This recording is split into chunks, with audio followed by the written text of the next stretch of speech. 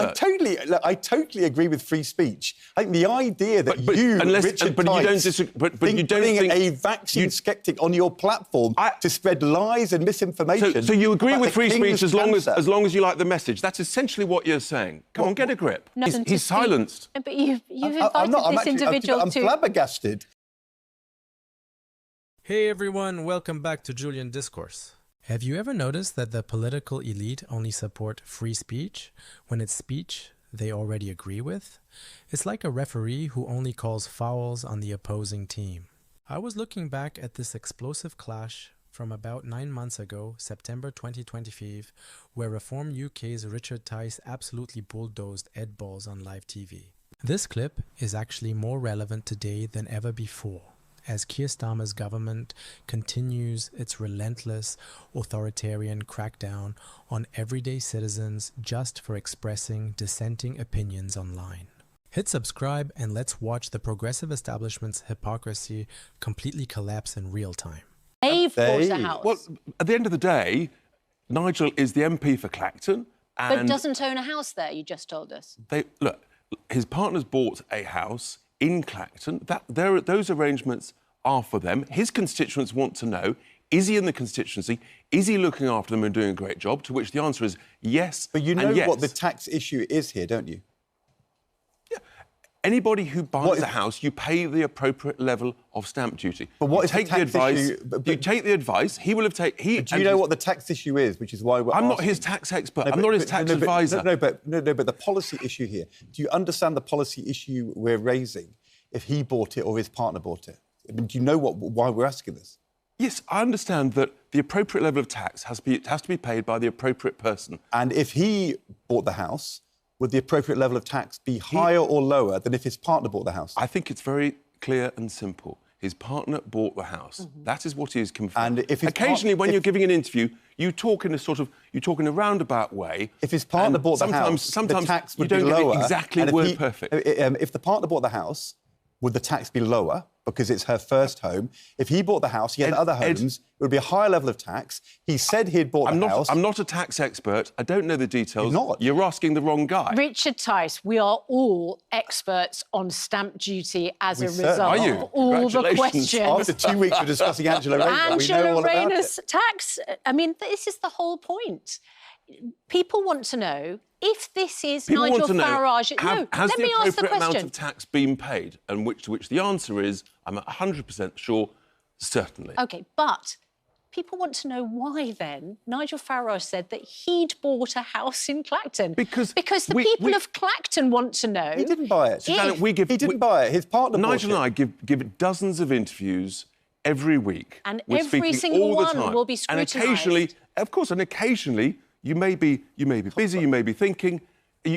Sometimes you describe I or we. You know, it's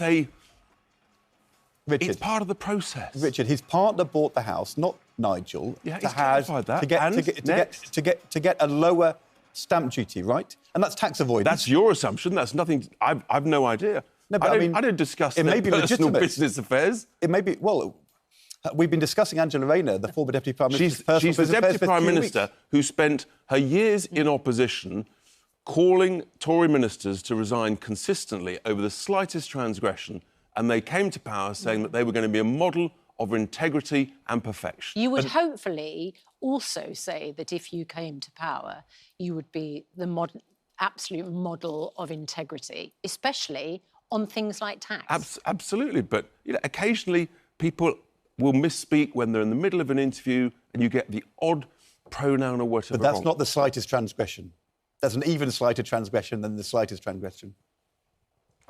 But you're absolutely sure that the appropriate amount of tax has been paid. The suggestion otherwise, frankly, is just wrong. OK. And it does not matter that the MP for Clacton is not the person who owns the house in that constituency. That's not an issue. You're not obligated to. I mean, at the end of the day, have you got access to a residential home in your constituency so that you can spend an appropriate amount of time there looking after the constituents? Nigel has. He's doing a brilliant job for the constituents, and that's one of the reasons why we're leading in the polls. People like what we're doing, whether it's on the small boats, disaster and catastrophe, whether it's on the brilliant conference we've just had, which is going to put all the other conferences to shame, whether it's the huge savings that we're identifying that I talked about in my speech on Saturday, whether it's on the wasteful spending by the Bank of England, the ludicrous spending, 30 billion quid on net stupid zero, the massive savings I've identified in the local government pension scheme, which is another massive scandal. I've identified between 8 and 11 billion quid of overcharging and underperformance in these pension schemes. That's a scandal that we should be talking about. Do you think the King may have had cancer because he took a COVID vaccine? I've no idea. I mean, that's a personal matter between the King and his medical team. And frankly, I'm not interested in discussing such a personal thing. So at your conference on the platform, your health advisor, Dr. He's not a health advisor. He is. He's your health advisor. Ed, get a grip. He's not a health advisor. I thought he was. I thought he was advising. We live in the world of free speech, and occasionally, do you know what you have at conferences? You've been to many conferences. Absolute rubbish. So he's not advising the Reform Party on health policy. And we never said he was. But you had him on the platform. Have you lost it? I mean, I believe he might help the American government. The joy of free speech is you can have fringe events and people speaking at conferences, talking about stuff, and you might disagree with lots of it. But that is literally the whole purpose of free speech, which is why Nigel was at Congress last week giving testimony about the power of free speech. We don't want comedians arrested by 5 armed officers because, frankly, we live in an authoritarian state where Keir Starmer decides what is acceptable or not acceptable. The thing is, Richard Tice, you see, I have been listening very carefully to the interviews you've given over the last couple of years. I think that your strategy, the one you want, is to persuade sensible Conservatives who feel that the Conservative Party... And sensible Labour voters. Of course. But sensible Conservatives who think the party's lost their way to come over and join you. And they have done, in their droves. We're making progress. Sensible Conservatives don't think the King has cancer because he's taken a COVID vaccine. And when he sees your party putting on a platform at their conference, somebody to spread that kind of, not just misinformation, children will die if parents don't give their kids the MMR vaccine. It's really serious. It's not to be laughed at. In a sense, the point of free speech and freedom of expression is that if someone says something that we all think, that doesn't sound right, then actually you've shone you've shone sunshine on that issue. And if you think it's ridiculous, well, better that than a conspiracy theory being talked and discussed below the table that no one knows about on the dark web. But you've invited this person to He's silenced. But you've invited this individual to... I'm flabbergasted that you would think... That's a rare occasion. I'm flabbergasted. Do you not believe in free speech? Do you not believe in sharing ideas? And some of them are sensible and some of them are completely daft. Was this a completely daft idea? It may well be. I'm not a medical expert.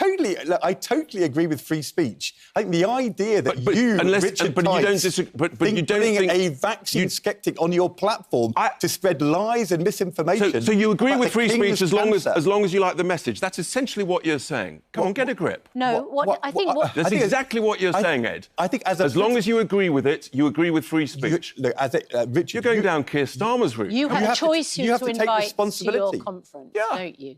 And you invited someone who made a link between the COVID vaccine and the King's cancer and said that it may have been the cause of it. That's not just free speech, because you made a decision to invite that individual onto the stage. Do you know what's irresponsible? What is irresponsible is to prevent freedom of expression, to prevent the debate of ideas. And if you smear and label people, then bad stuff gets discussed in conspiracy theory ways under the table. I think actually one of the reasons we're leading in the national polls is because people that's free speech. They like a completely shocking thing to say. They like the message that we give about free speech, freedom of expression, not being arrested for being a comedian, putting out an offensive tweet. Say what you like on a Reform platform, that's free speech, even if it is not only misinformation, but deeply irresponsible and would cause people to lose their lives. And it may well be completely daft and irresponsible. But that's OK. Hey, we let people say the daft, irresponsible things because we're the You Reform say daft, irresponsible things sometimes on this show, Ed. Not on a Reform platform, I don't. You've said that to me. Not on a Reform platform. You've got a bigger platform here on this show than I've got on a Reform platform. And lots of people disagree with what you say and think it's completely bonkers. But if we said something about the King's cancer which is not based on fact and would lead to other people not taking vaccines when they should and children losing their lives to the measles, we would be condemned as deeply irresponsible, and you just laugh it off. But isn't the joy that we've been able to debate this now and said that, yeah, that's obviously probably completely and utterly daft. Better to talk about it in the open, right, than actually people discuss it and that theory swirl around in the dark web, Ed. I think, actually, we're doing a public service, you and I, together. So basically, you're going to put on your platform over the next 2 or 3 years every mad idea as a public service. Now you're being daft. Now you're being daft and mad. It's ridiculous. No, you're being ridiculous. No, I'm showing you the ridiculousness of your position. Maybe people learn lessons and make progress, and we discuss things, and you know at conferences, mad things get discussed on fringe events. We've seen plenty of mad things at Labour conferences that you've attended, Mr. Balls. Look, can I ask about Lucy Connolly? Because it's a highly controversial case, of course. Lucy Connolly, you described, or the Reform Party described, as Britain's favourite political prisoner. She is, of course, somebody who pled guilty to a charge due to bad advice that she received from the legal system. Racial hatred. She should never have pled guilty. Racial hatred against asylum seekers, and served time in prison as a result. Which she should not have done. So, but that is our legal system, that she pled guilty and therefore our current Prime Minister was the Director of Public Prosecutions, who in 2013 said the guidance should be that someone who puts out an offensive tweet, who then deletes it and shows remorse, should not be prosecuted and not be jailed. But then he changed and became a sort of authoritarian individual stroke monster who essentially ordered the judiciary to impose the harshest sentence on these people. And that's what happened. He told the judiciary what to do. He stood up, the Prime Minister of this country, and said he wanted the harshest possible sentences. That's essentially what he did. And that's why those sentences were handed down. That's why that's why those people were advised to plead guilty when they shouldn't. No say about what judges said. Why did Ricky Jones, who did something, I think, far more offensive, live on TV, he pled not guilty and he got off? That's the way our system works. That is it. But I think Lucy and others, they were wrongly advised on cases, their cases at the time. Lucy should have pled not guilty. She didn't. She pled guilty. Correct. And do you know what? She served time as a result. We're not all perfect. We all make mistakes. Yeah. That's the nature of life. And actually, I think we should accept that, and you learn from it. I saw Lucy in prison. Is she going to work with reform? Is you going to I think employ her in some capacity? I spoke to her husband and Lucy yesterday. They're obviously enjoying freedom now, and they'll work all that out. But I think that in terms of lessons learned and the ability to apply that about the importance of freedom of expression, freedom of speech, if she wants to, she's got potentially a very good role to play. Even if it's racist. We all make mistakes, Ed, OK? Her tweet says... So are you essentially saying that if you make a mistake, you can never have any contribution to society ever again? You've made mistakes. You've said daft things. You're still making a contribution to society. I do. OK. I do. Richard Tice. What you just watched isn't simply a television debate. It is the absolute collapse of the progressive elite's moral authority. When Ed Balls sat in that studio, he wasn't arguing for public safety or objective truth. You know, if you or I completely abandoned our core principles the second we got a promotion at work, people would rightfully call us frauds. But to understand how rapidly our civil liberties are being dismantled today in the summer of 2026, let's look at the documented facts. Back in June 2013, when Keir Starmer was the Director of Public Prosecutions, he published official legal guidelines specifically protecting social media users. He explicitly warned of a chilling effect on free speech. He ruled that just because a post is offensive, shocking, or disturbing does not make it a crime, especially if the user quickly deleted it and showed remorse. Yet, the second Starmer became Prime Minister, his supposed defense of free expression completely vanished. Following the tragic Southport attacks in the summer of 2024, the political establishment effectively weaponized the justice system to crush political dissent. Look at the devastating, real-world reality of what we now call two-tier justice. In late 2024, a 41-year-old childminder named Lucy Connolly was sentenced to a staggering 31 months in a severe prison environment for an angry tweet that she deleted just hours later. Under Keir Starmer's own 2013 rules, she would have been protected.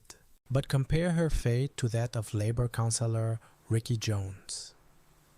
In August 2024, Jones was filmed at a London counter-protest aggressively screaming into a microphone that right-wing protesters should have their throats cut, even running his finger across his neck.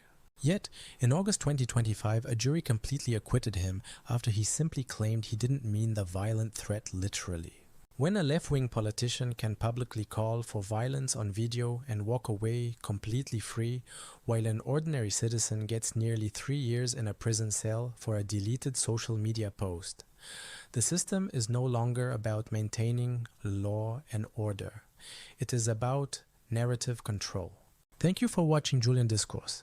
If you refuse to let the establishment dictate what you are allowed to think, hit that subscribe button, leave a like, and I'll see you in the next one.